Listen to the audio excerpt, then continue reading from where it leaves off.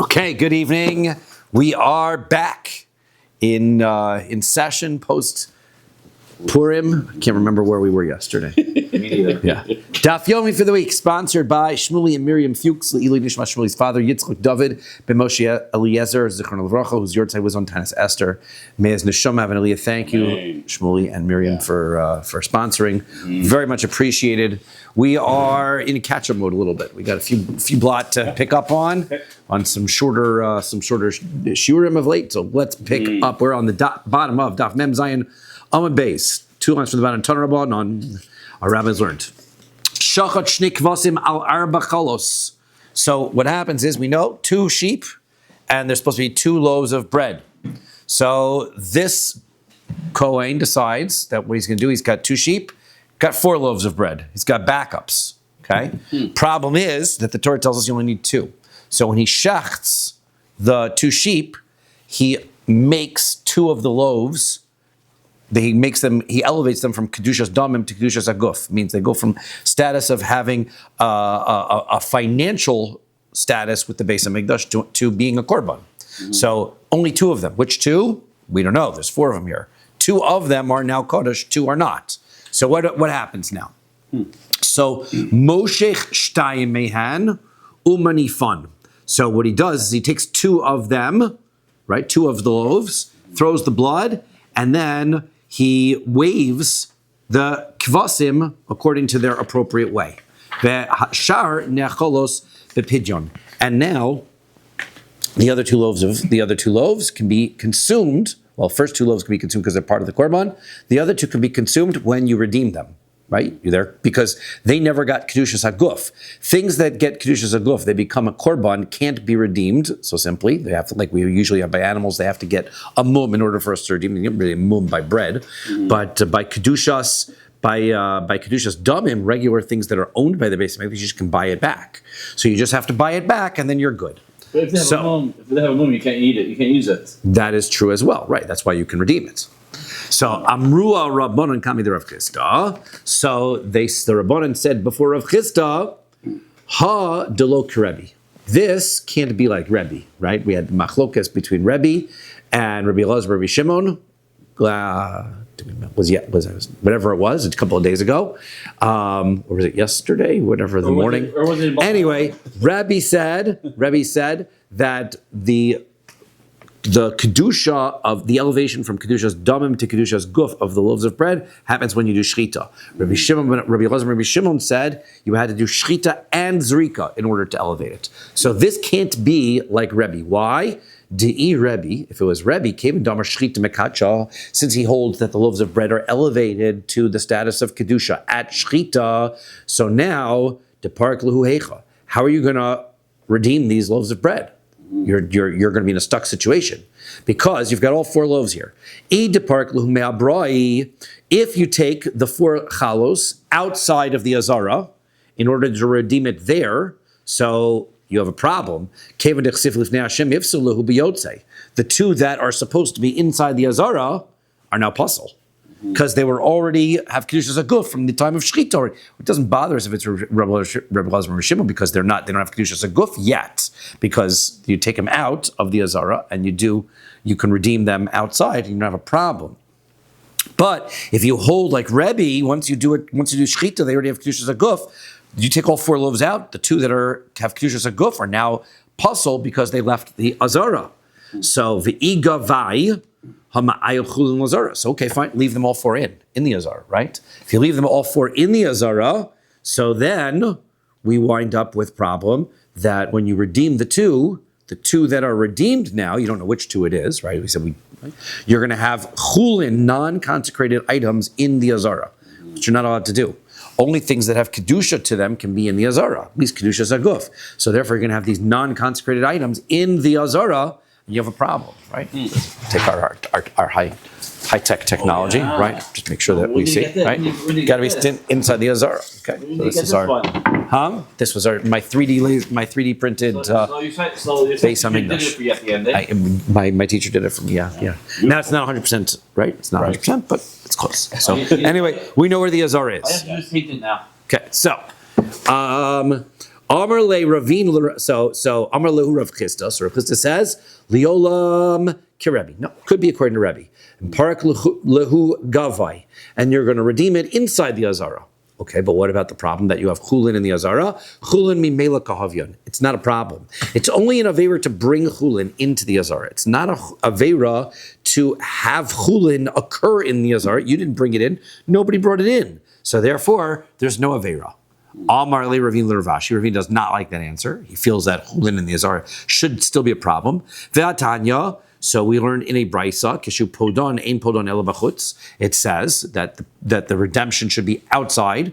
So therefore, again, we're back to a struggle. How could it be Rebbe? Because you bring it outside, it's psul yotze. So havade Rabbi Elazar bar Shimon. It's got to be Rabbi Elazar bar Shimon's opinion.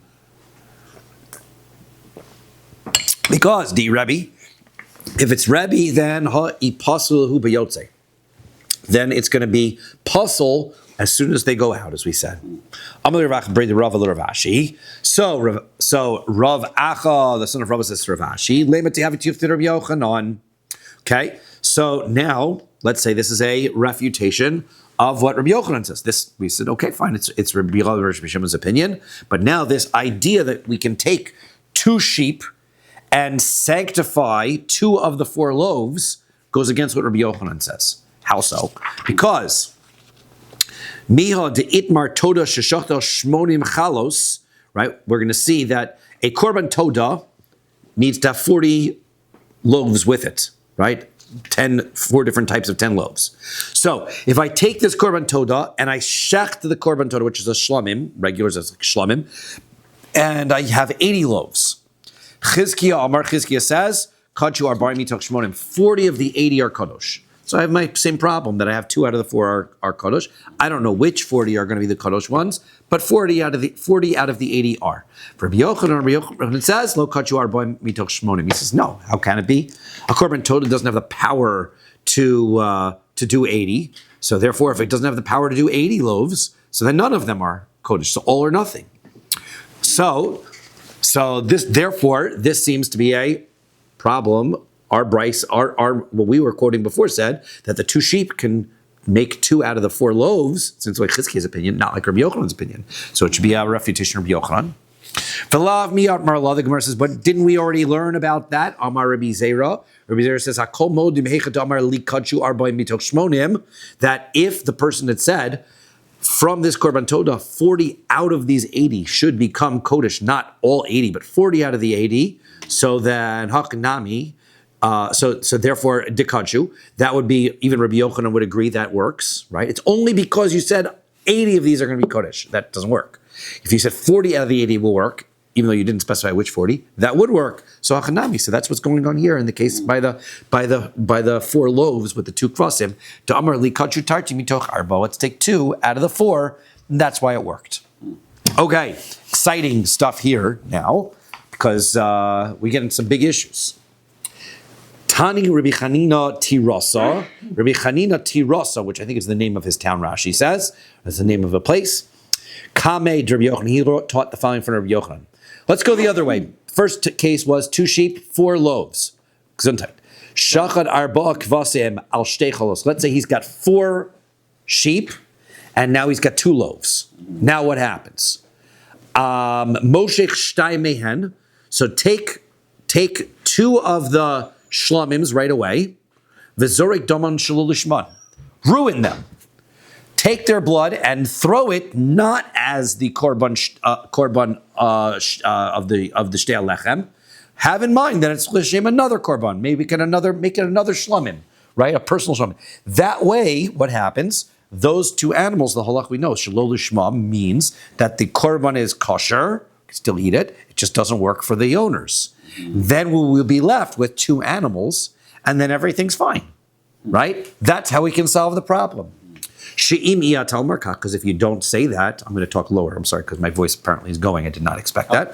If sadato es hachronim, then you're going to wind up ruining the last ones, because if you do the first 2 as the regular korban of the shnei kvasim, then what do you have these last 2 for?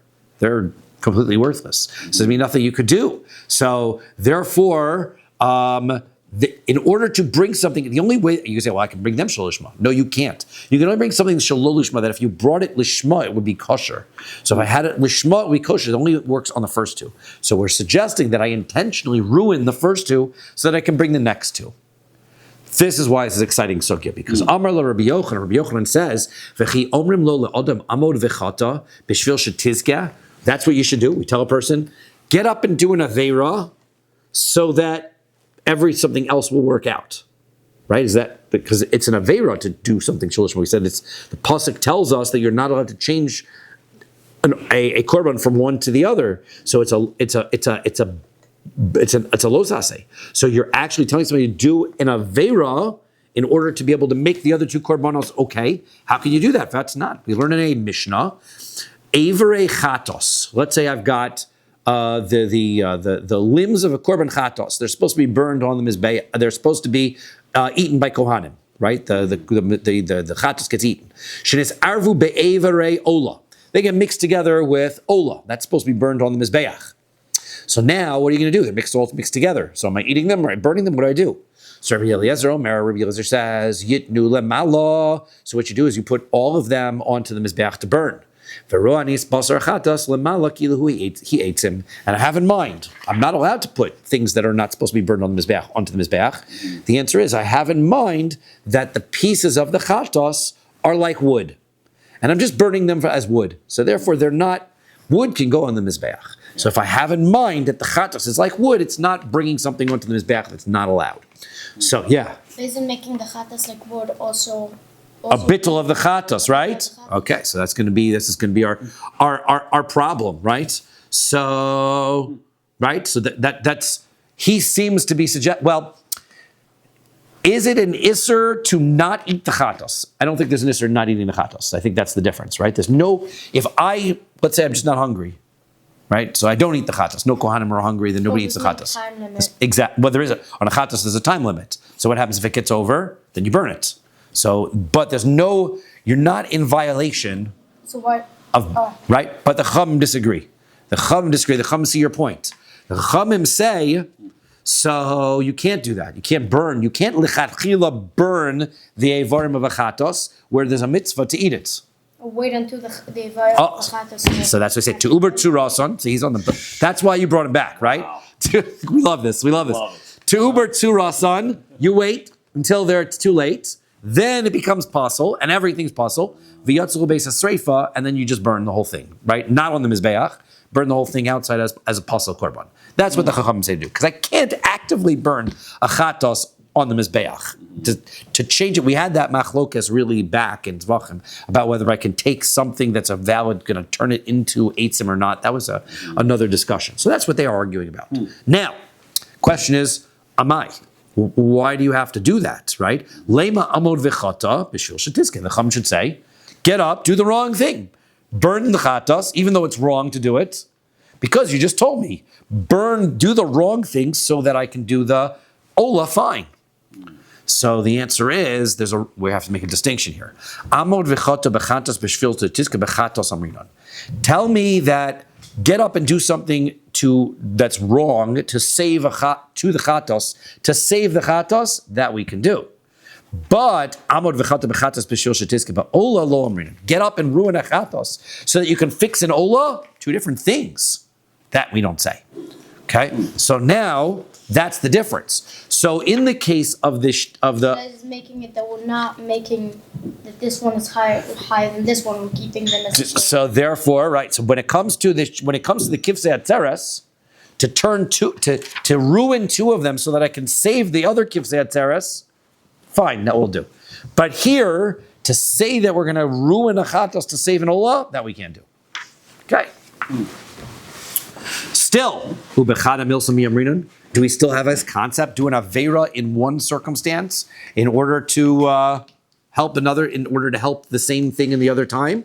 V'atanya, we learn in a brisa.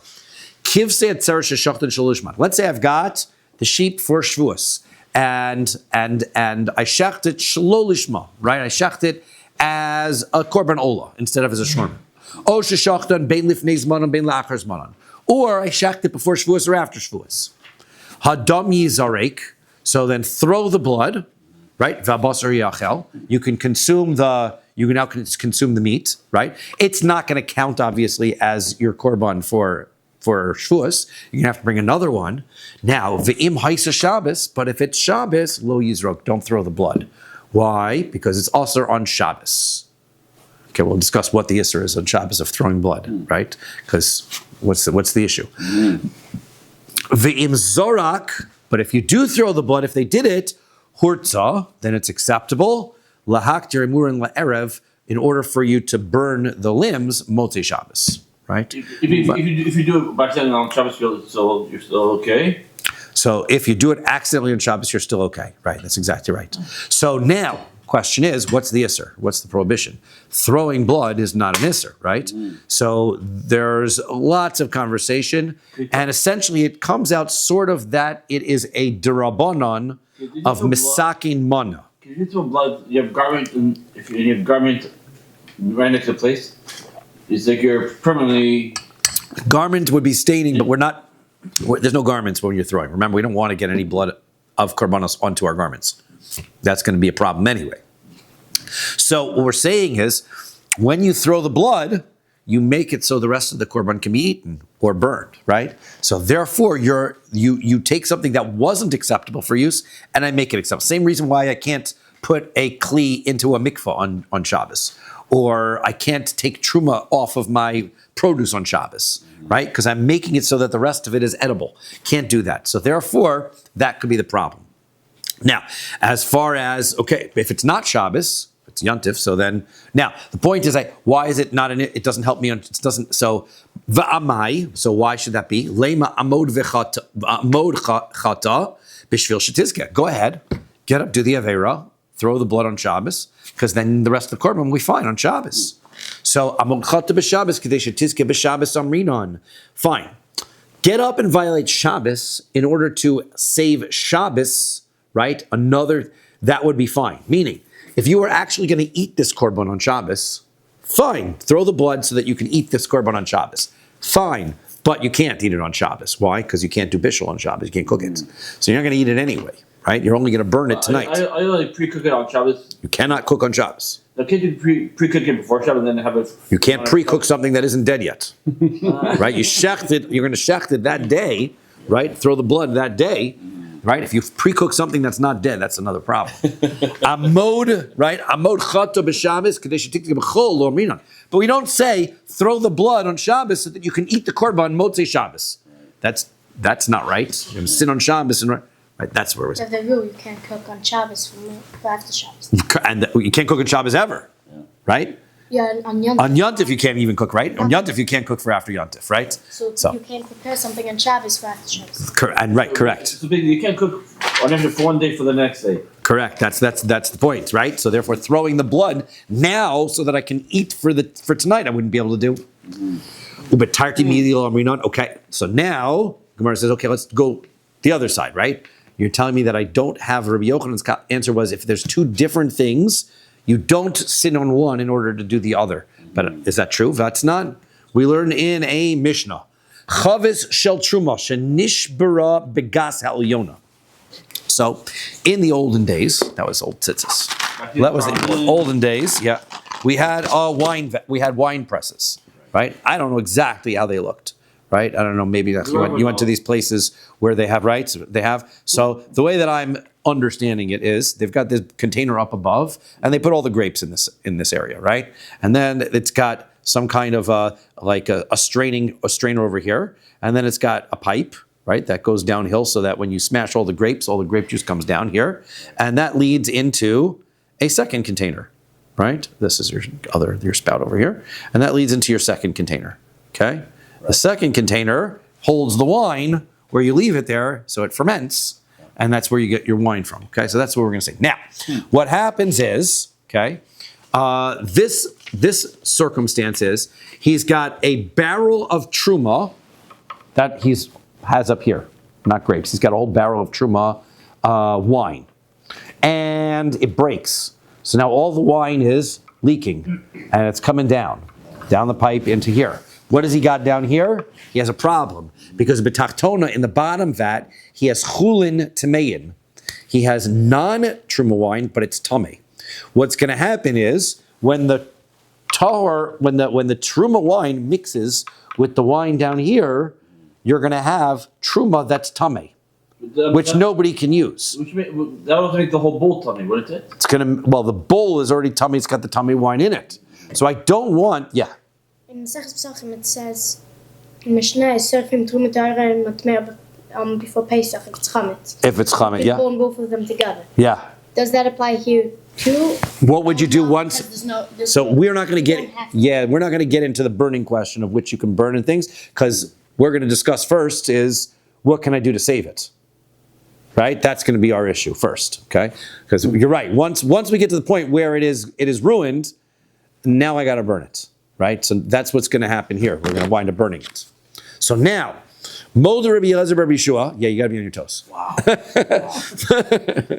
Molder Rabbi Eliezer Rabbi Yeshua, right? So Rabbi Eliezer Rabbi Yeshua agree. Shim yochel lahatzil mimenu revius betara yatzil.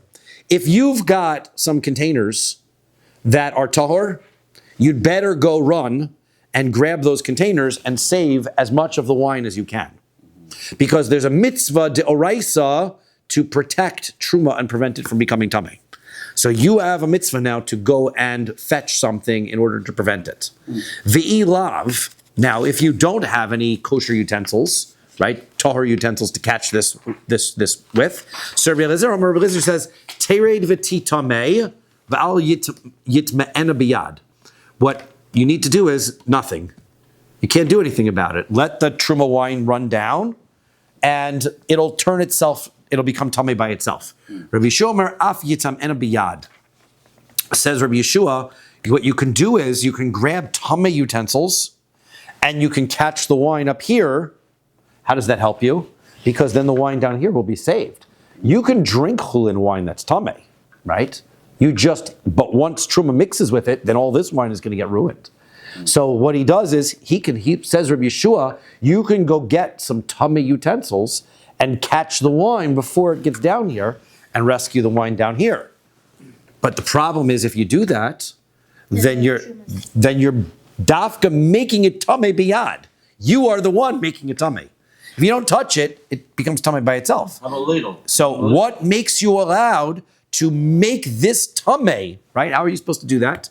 So what you're doing, right, you're going to do an aveira to the truma to make it tuma so that you will be able to save the chulin. Okay? So how is that how are you allowed to do that? It's making an aveira in one in order to help the other. So Shani Hosam, that's different. Diletuma ka'azla. That's only different because Rabbi Yeshua says it's becoming tamei anyway. In other words, there's nothing you could have done about it. So you're stuck. So even if you left, it would become tamei. Therefore, Yeshua says, in that circumstance, we can let you help and fix it. That's why it's different. Okay. Next issue, talking about these two sheep on Shavuos. We're going to really know our Shavuos stuff. Ki az Rabbi Yitzchak Tani, when Rabbi Yitzchak came from Eretz Yisrael, he taught or I don't know if he came from Eretz Yisrael, when he came, Ki also, right, from Rabbi Yitzchak came, he taught as follows. Kivsei atzeres, sheshachlan shalom k'mitzvasan. If I shechted them, and whereas Rashi's explanation is that he does them shalom lishma, right? So that means he has in mind they're going to be an ola or something else. Psulin, they are puzzle, but it's, or you're going to see it's like a psulas aguf. The Rishonim really struggle trying to figure out how that's a psulas aguf in the korban. It's not a psul. It's not a psul guf, and so therefore you don't burn it immediately. Rather, to uber tzurasan, you let it sit until it's past its time, and then v'yetzu l'beis hasreifa, then you burn it. Okay. So Amar Rav Nachman. So Rav Nachman says mar demakish luhu lechatos. So according to Rabbi Yitzchak, he says, when we're going to compare, what are the rules of it? What are the rules of these two sheep, lambs? Or within the first year, they're lambs. So, what is the rule of these two lambs? The pasuk tells us that there are shlamim, and the pasuk puts together into all of the korbanos that you're also supposed to bring it together with the chatos. So the fact that they're in the pasuk together in Vayikra, it says Vasisim sirizim echad lechatos ushne kvasim b'nei shana lezevach shlamim. So do I say that since the pasuk puts the chatos and the shlamim together, that the rule of the shlamim of these two sheep, lambs, is the same as a chatos, or do I say it's a shlomim, so it's the same as a shlomim, which is normally a personal offering? What difference does it make? Daf Beis and Zvachim makes a difference. If I do it shelo lishma, is the korban pasul, or is the korban kosher, but it doesn't help? Right? That's the question. So here, according to Rabbi Yitzchak is saying that kivsei atzeres are no good if I do it shelo lishma. Why? Because he must be saying that it's like a chatos. He's comparing the kivsei atzeres to a chatos. So now, Tani, we learned psulin, right? The two lambs are pasul, right? Just like a chatos is pasul. Tana de Bei Levi. So in a brisa of Bei Levi, of Yeshiva of Levi, so the Gomar, they learn that Shalmei Chova Mishalmei Nedava. They say that no, you're going to learn this shlamim, which is an obligatory community offering shlamim, from a regular shlamim. And you're going to say that Tani Ksherim, they're going to learn that these lambs are kosher. You offer them shelo lishma, and they're fine. I mean, they're not fine. You still have to bring another couple of lambs for your shtei alechem korban, but they're okay to eat. To Tani Levi, as Levi said, Ushar Shami, because we see that Levi says this, we have the same by the Nazir also. We have pasuk that compares the shlamim of the Nazir to a chatos. So the question we have there, do we say again, is the shlamim like the chatos, or is the shlamim like the shlamim? It stands to reason that what you would hold in the Nazir case, you would also hold in the case of the shtei alechem. Shar Shami Nazir, the rest of the korbanos of the Nazir, right? Sheshachton kelog mitzvasan. If you shecht them, not lishma, right?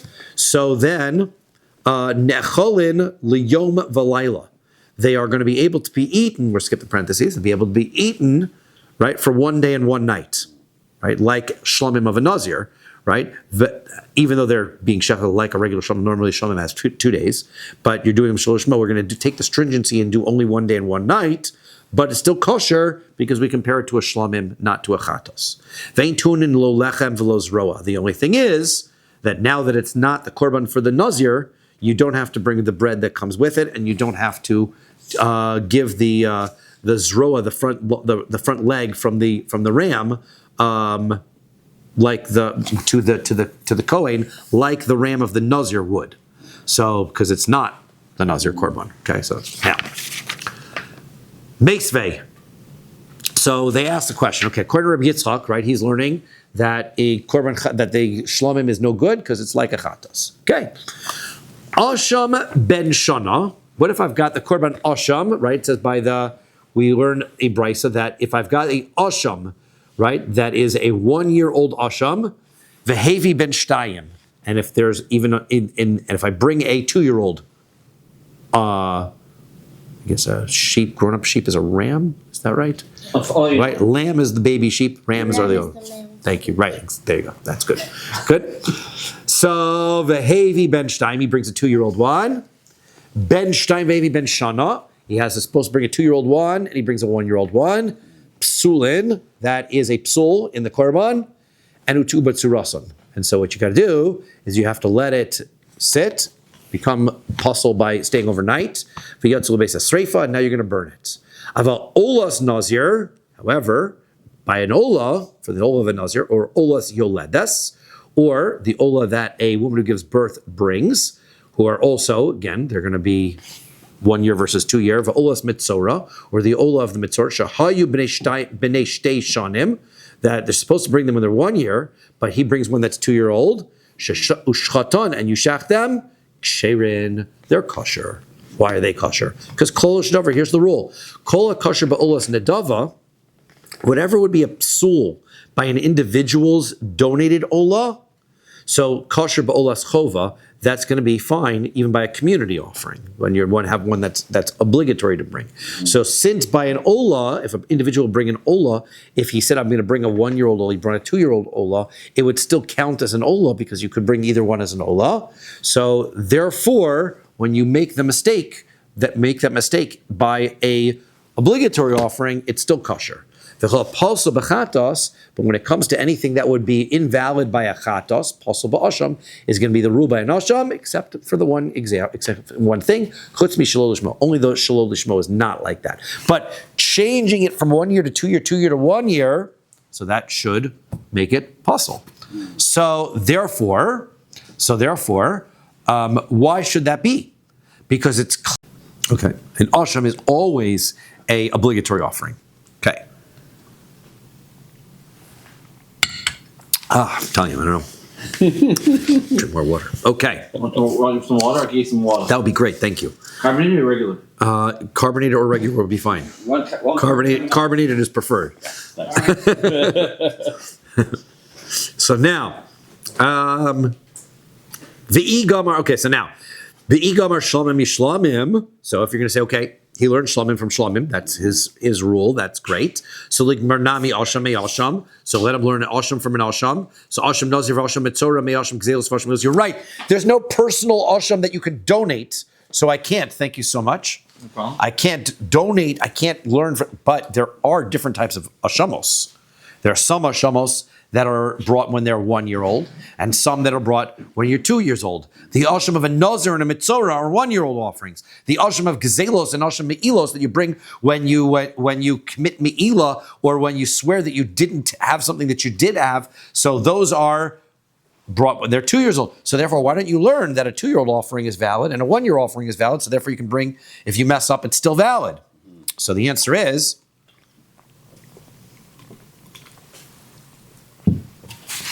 Better? thank you, yes. Amar of Shimi Barashi. Don in davar shalobech shero, mi davar shalobech shero, vein don davar shalobech shero, me davar shebech shero. You can't, when it comes to for a shlomim to a shlomim, I can do that because we're comparing lo lishma to lo lishma, a messed up shlomim to another messed up shlomim. You can't, and you could, I'll tell you that the messed up shlomim is still valid and the other messed up shlomim is still valid. Okay. With an asham, you can't tell me that an asham that's supposed to be brought when it's 2 years old is acceptable when it's 1 year old, because that is a different type of, that's being brought 1 year old properly, and this would be bringing a 1 year old offering improperly. You can't learn that which is proper from improper. So, or proper from that which is improper from proper. That can't work. So therefore, those are two different types of korbanos that we don't learn from the other. Vilo, is that not true? Of course we do that. Vahatanya, we learn in a brisa. Minayin liyotze. What happens if, what's the source? Where I have, if something, the limbs of a chatos, right? They go out of the azara. So, Shem Allah lo yered, we learned that if somebody accidentally puts them up onto the Mizbeach fire, so then you leave them up there. Shara yotze kosher b'bama. Why? We said, because there's no psul of yotze, of going outside of the azara, when you're talking about the personal altars, the bamos, because obviously there's no azara by personal bamos. So the answer we gave there is, that is not a source, right? And so we're going to say, oh, you're learning that which is inappropriate and saying it's kosher from the fact that I'm learning it from a circumstance where it was completely kosher. So it's the same idea, right? You said you couldn't do that. So the answer is no, you really can't. Tana azos Torah ha'ola riba samech le. The answer is no. We learned back before, we've had this a couple of times, that the real source for being able to put something on the Mizbeach is that this is the rule of the Ola, of everything that goes on the Mizbeach. All are kosher and all are fine. That's the rule by the Mizbeach. That is not, so what about this, comparing it, what is the Gemara saying? It's comparing it to Bamos. That's really just an asmachta. It was just a rabbinic device in order to help you remember that it's acceptable. But really, the real source is the pasuk Zos Torah Ola. So therefore, Zos Torah Ola is the source. We really don't learn something which is improper from that which is proper. Okay, now, Tani, we learn the next thing. Rabbi Bar Chana Kamei Rav. So Rabbi Bar Chana taught the following in front of Rav. Kivsei atzer sheshachtan l'shum elim. Okay, let's say he thinks that they are. He's got these lambs, and this guy shechts, and he says these are rams. Okay, so now what happens? Ksherin, it's kosher still.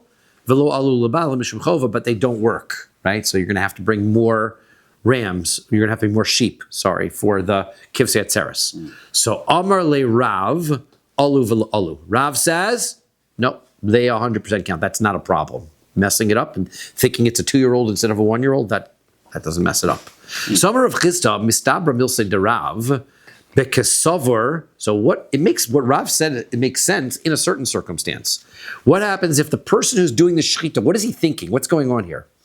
You know you've got a mix-up between a 1-year-old and a 2-year-old. So what's happening? So what happens is, Bekesover Elim, the guy who was doing the shechita, the guy who was doing the, well, he doesn't have to be kohen. The guy who was doing the shechita thought it was a 2-year-old. Ushchatan l'shum kvasim. And when he did the shechita, he says, I'm going to do it wrong. I'm going to do it as a lamb. And on purpose. And what happens? Sharei kvasim l'shum kvasim nishchatu. In the end, it was a lamb. So what happens? He had lamb intent, and it was a lamb. So that's why it's kosher. Even though he had bad intent, his bad intent actually turned into good intent. Lo lamb intended. Aval, however, kasaver elim, if the guy thought it was a ram, ushchatan l'shem elim, and he says, I am doing this as a ram, lo, that would not work, right? That even Rav would agree that would not work, right? Because then you have a lo lishma intent, right? Or in this case, he thinks he's doing the right thing. He thinks it's a ram. So he's saying it's a ram. But since saying it's a ram when it's really a sheep, it's no good. Akira betos, so therefore what we're saying is Akira betos havi Akira. This guy, right, his lo lishma intent is a complete mistake, right? So because he didn't mean to ruin the korban, right? He thought this was a different korban, right? So he shechts the lamb as a ram, right? He didn't mean to uproot it as a korban, right? He thought it was a ram. He thought he's saying right. But nevertheless, even though he thinks he's saying it right, he's saying this must be a ram, so I'm shechting as a ram. He thinks he's right, he's mistaken, and he's turning the lamb into a ram, therefore it's not valid. So this is the rule of Akira betos havi Akira, that if I ruin the korban by mistake, it's effective. The Rabbi says, no, not true. Akira betos lo havi Akira. I don't agree with you. He says, if you made a mistake, if it's all complete mistake, right, then that doesn't ruin anything, right? That would also, Rav would be saying his statement in that case as well. It's still valid, because the only time it would seem to be invalid is if you intentionally, you knew it was a sheep and you said it's a ram, now it's intentional. Okay. Amar Rabbah, so Rabbah says, umos vinon ashmaton. So he says, on my own teaching, Rabbah says, right, on myself, we can ask a question from a Mishnah in Gittin. HaKohanim shepiglu b'mikdash. If you have Kohanim, and they make a korban pigul in the Beis HaMikdash. Mezidin, if they do it on purpose, chayavin, then they're chayav to repay the owner, because the owner now is out of a korban. He has to come and bring another one. So the Kohanim ruined him. He's got to go bring another korban. They have to pay for it. So what does that mean? Hashogagin, if they did it by accident, if they did it negligently, so they'd be putter from paying. However, the Tani Allah, the Brisa continues, pigul on pigul. The pigul is still pigul. 1 second. Hechidami, what's going on here? Doesn't his intent ruin it? Obviously, so his intent doesn't ruin it, but so he has a non-intentional intent that doesn't ruin the korban. So what's going on here? If let's say, the Kohen knew that this was a chatos,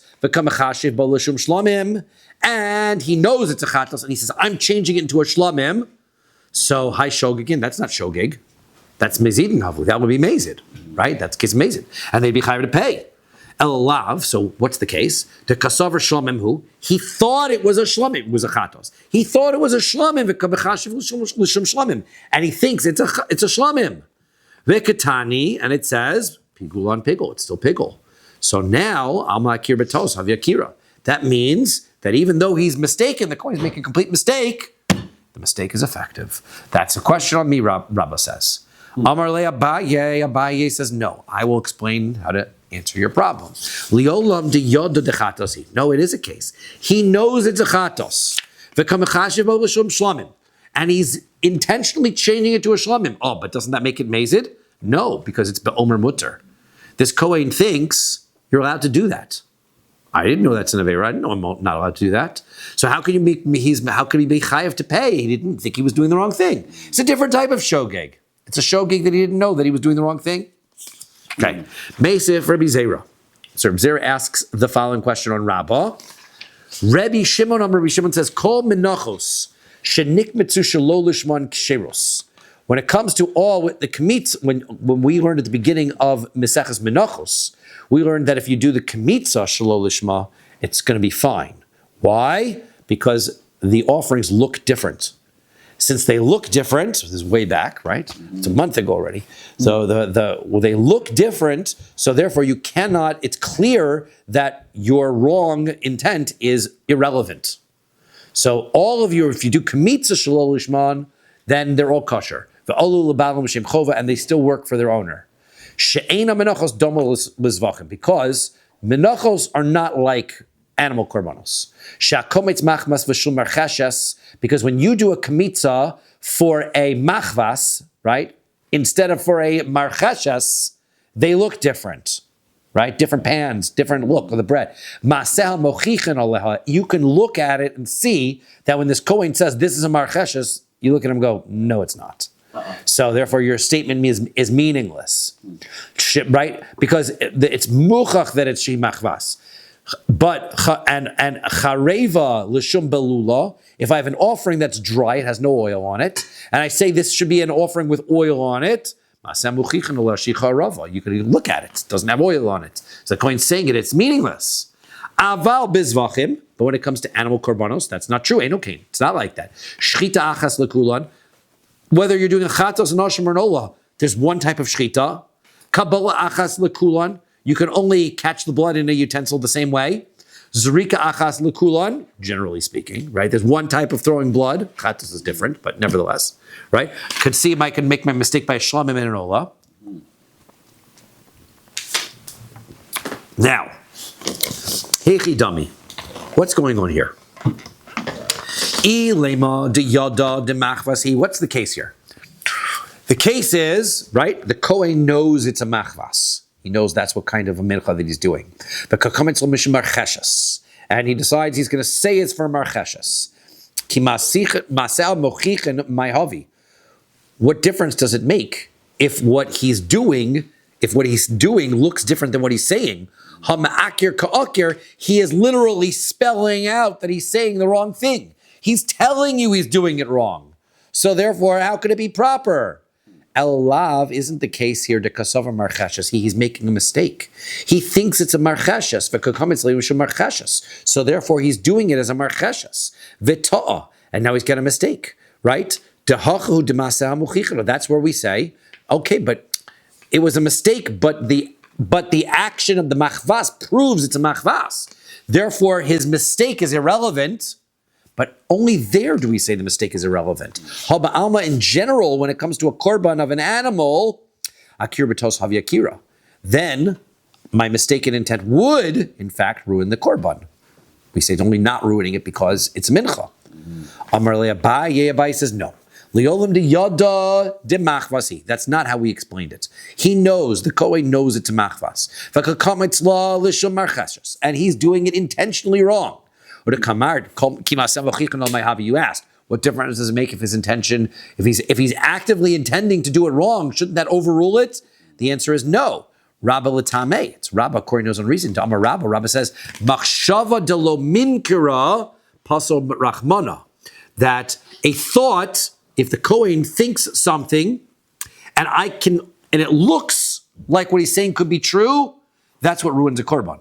But machshava de minkara, if the thought, even though he's explicitly stating, I'm doing it wrong, but it's clear by looking at it that what the Kohen's saying is wrong, lo pasar rachmana, the Torah does not invalidate that. Because the Torah says what's going on in front of you has more power even than what the Kohen says. That's how we understood it. Okay, next Mishnah. Ha-tamidin im akvin es hamusafin. Korban tamids don't stop you from bringing a korban musaf. Ve'lo ha-musafin ma'akvin es ha-tamidin. Korban musafs don't stop you from bringing the tamid. Ve'lo ha-musafin ma'akvin zezeh. And if you only got some of the animals for korban musaf, bring what you've got. Right? That's okay. Lo ikrivu keves baboker. If you don't do the korban tamid in the morning, so then yakrivu bein arbayim. That doesn't mean you should not do the afternoon. Do the afternoon one. They're not connected, right? Rabbi Shimon says emasai. Yeah, but that depends. When is that? Bisman shayu anusin. That's only if there was a reason why they couldn't bring it, right? Something prevented them. Oh, shogegin, or they were shogeg. Maybe they all overslept or something happened. They weren't able to do it for some reason. They thought they did it already, right, is a good example. About im hayu mezidin, if they do it on purpose, these kohanim decide, no korban today, right? The lo hikrivu keves baboker, they didn't bring the lamb in the morning. Lo yakrivu bein arbayim, don't bring it in the afternoon. It's like a knas, right? Punishment, don't bring it in the afternoon. Lo iktiru ketoras baboker. What about the ketoras, the incense that's brought on the mizbeach hazav? If you don't bring it in the morning, yaktiru bein arbayim, bring it in the afternoon anyway. Amar Rabbi Shimon says, v'kula haisa kreva bein arbayim. When you bring it in the afternoon, then bring the whole amount, right? In other words, what we're supposed to do is you're supposed to take the ketoras and you bring half in the morning, half in the afternoon. Says Rabbi Shimon, if you don't bring part in the morning, then bring double bring the whole thing in the afternoon. That's what you have to do, right? Why? Because when you make a new mizbeach hazav, so you have to sanctify it by doing the avoda on it, right? You do that during the afternoon service, right? And so, therefore, and how do you do it? You burn the full volume of the ketoras on it. Now that you see that you have a circumstance where you can burn the full ketoras in the afternoon, that's the standard procedure. When you're going to wind up burning a ketoras in the afternoon only, then burn the whole thing. V'lo mizbach ha'ola ella b'tamid shel shachar. When you sanctify, incidentally, you sanctify the mizbach outside, you do that on the morning korban tamid. See the Gemara talk about why.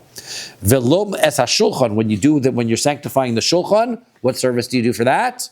El belechem hapanim b'Shabbos. Right, you do the lechem hapanim, changing the lechem hapanim on Shabbos. Right? Velo as ha-menorah, and also sanctify the menorah, ella be-shiva nerosev ben arbayim, when you light all 7 lights in the afternoon. Okay, so, boy mini Rabbi Chia bar Abin me Rav Chisda. So Rabbi Chia bar Abin asks Rav Chisda the question, Sibur she'ein lahen tamidin vemusafin ezim hen kodim. Let's say the community is in trouble. They don't have any animals, right? Or they don't have for the korban tamid, they don't have the korban musaf. And they can only buy one. Which is the one that you bring? The tamid or the musaf? I'm saying tamid. Okay, so you would have guessed. Why? More frequent. Okay, more frequent. Good. So, hey, chidami, what's going on here? What kind of question is this? If it was as the question I presented it as, today is Shabbos, and I've got a musaf, and I've got a tamid, which one do I get first? Pshita, tamidin adifi. Everyone would agree with you guys. Not to say what you answered pshita, but at least you were paying attention. You knew the answer. I was going to say, because more frequent. More frequent. Because we have pshita, musaf you only have every few times a week, but pshita is like all the time. Pshita, it's simple enough that the tamid comes first. Dahavuluhu tadir mikudash. It's tadir and it's holy. Remember when we talked about the tadir v'shin tadir sugya, we had a question whether it was tadir and holy, right? But it is both tadir and it is. We said that it was also mekudash, even though we said the musaf was kodesh because it comes for Shabbos. We said even the tamid is a Shabbos tamid, so it's a special tamid also. So it's a Shabbos korban too. So it has the elevation of Shabbos and it's tadir. Of course, that would be important. Ella, really, the question has to be like this: Tamidin dilamachar musaf dahidna. What happens is, I have my korban tamid for today, but I've got only enough money for one korban. I can either buy today's musaf or tomorrow's tamid. That's the question. No, you for sure be today's musaf because that's the only one you have available. So this is the question. Tamidin adifi shekain tadir. Do we still look at tadir v'shina tadir, and we are going to say that tamid always comes first? Or do I look at the musaf because it's a Shabbos korban? Tomorrow's tamid is not a Shabbos korban. It's only a Sunday korban. Depending on the day, depending on what day it is. So therefore, right. Amar lei tenisuha. So Rav Chisda says. So Rav Chisda answers back to Rabbi Chia bar Abin. He says we learned this in a Mishnah. Hatmidin ein makvin es musafin. The Mishnah says that the Tamidin don't hold back the musaf. V'lo musafin makvin es tefina. Musaf doesn't hold back the tamid. Meaning, it sounds like whichever one you want. Right? It's either one. Musaf and makvin zazeh and musaf don't hold back each other. So hey chidami, what's going on in the Mishnah? How do you read our Mishnah? If we read the Mishnah, if we understand the Mishnah like we read it, which is, which of these two things come first, right? I've got both. I've got a Talmud, I've got a Musaf. So which one comes first? This one doesn't stop this one doesn't stop this one. That's not true. Vatanya, we learned in a Brisa, Minayin shel yehei davar kodem Talmud shel Shachar. You're not allowed to bring any korbanos before the korban Talmud shel Shachar. Talmud Lomar, the pasuk says, Va'arach aleha ola, right? You're supposed to bring it every morning, and you're supposed to bring the ola on it. You're supposed to put the ola's Talmud on the wood that you put up in the morning. V'amarava ha'ola, ola rishon. This is ha'ol, the ola, which is the ola, the first one of the day. So therefore, the korban Talmud is always the first one of the day. Ela pshita deleisli. What's going on here is he doesn't have it. Okay.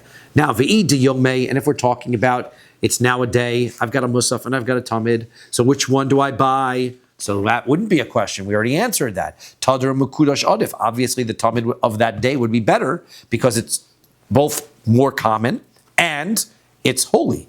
Ella, so we're left. How are you going to understand our Mishnah? Our Mishnah has the only case we can understand our Mishnah is lav dilam machar. It's our question. That it's tomorrow's Talmud. Uktani, what does it say?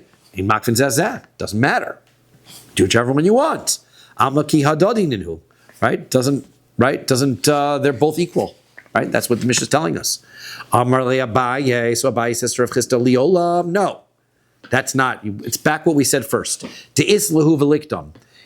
He has both, Musaf and the Talmud. And the question is, which comes first? You said 1 second, Shlo yeh davar kodem, that we have a pasuk that says you're not allowed to bring anything before the Korban Olah, the Talmud in the morning, mitzvah bi'almahu. That's a mitzvah, right? Meaning, the Mishnah is talking about b'diavad. The Kohanim made a mistake. They brought the Korban Musaf. Do we have to now bring the Korban Talmud and then bring another Musaf? No. B'diavad, if you brought the Musaf, then that's fine. Okay, it's a place to stop. Separate here by Tashma. Beautiful. Continue on. Nice. Beautiful. Okay.